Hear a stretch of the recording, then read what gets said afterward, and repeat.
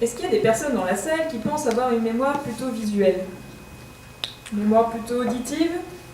Kinesthésique? Eh bien, j'ai une grande nouvelle pour vous.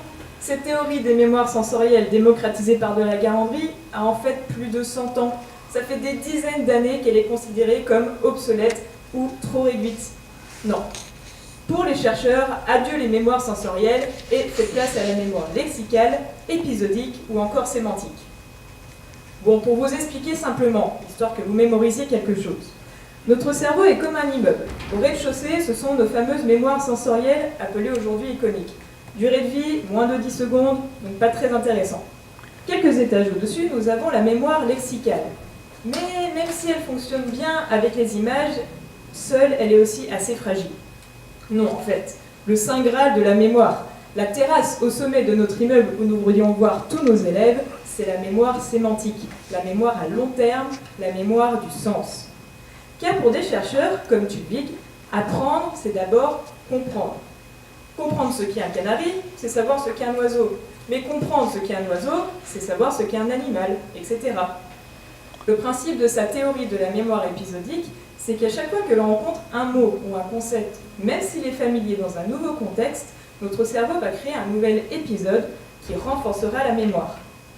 Votre cerveau est en ce moment même en train de créer un nouvel épisode pour des mots comme mémoire, immeuble ou canari.